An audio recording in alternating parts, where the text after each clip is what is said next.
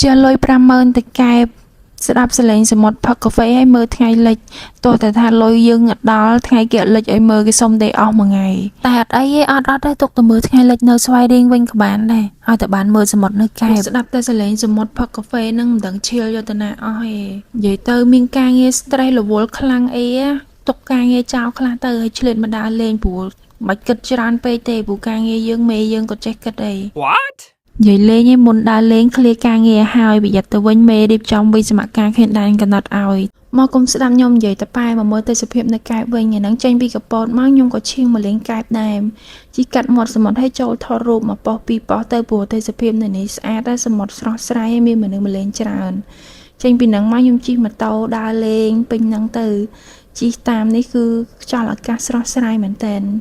ជិះម៉ូតូនឹងកម្រងថាទៅលើភ្នំដើម្បីរកកន្លែងញ៉ាំអីផឹកកាហ្វេផឹកអីចឹងទៅឯនេះទេសភាពតាមផ្លូវដែលខ្ញុំជិះទៅហ្នឹងឯងលើកហ្នឹងខ្ញុំអត់ទៅកាហ្វេលើភ្នំឯងព្រោះលើកមុនខ្ញុំចូលបានម្ដងឯងអញ្ចឹងលើកហ្នឹងចង់ទៅកន្លែងផ្សេងម្ដងដើម្បីទទួលបានអារម្មណ៍ផ្សេងអីអញ្ចឹងណាកន្លងមានកន្លែងស្អាតស្អាតជាងមុនអីចឹងទៅបានថតរូបស្អាតស្អាតហើយឥឡូវយើងបានមកដល់ហើយពេលចូលទៅនឹងខ្ញុំភ្លេចមើលឈ្មោះហាងគាត់អត់ដឹងហាងឈ្មោះអីទេ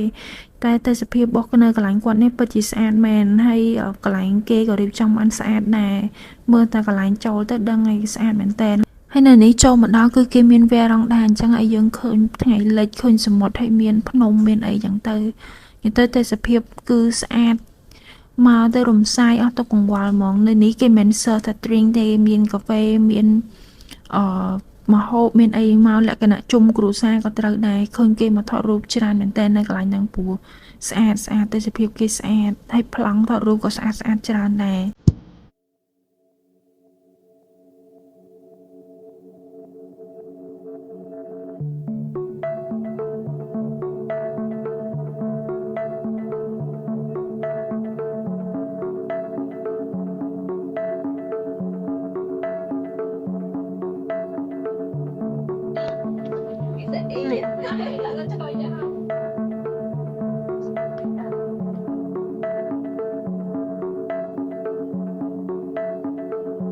ông học cho YouTube với nè mày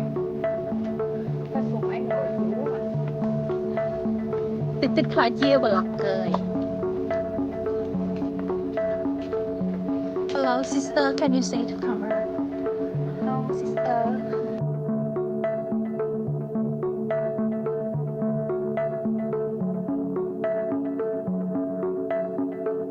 នៅលេងខាងក្រៅមកសបអីថ្ងៃឥឡូវក៏ឡើងទៅលើមួយជាន់ទៀតដើម្បី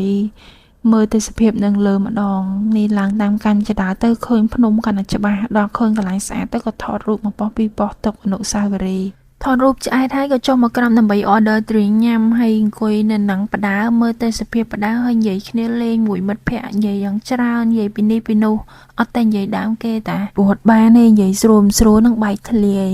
និយាយលេងនិយាយយូរទៅក៏ដល់ពេលល្ងាចហើយក៏យើងក៏ត្រឡប់មកវិញដែរហើយ vlog យើងក៏មានតែប៉ុណ្្នឹងដែរអរគុណដែលបានទស្សនាបាយបាយ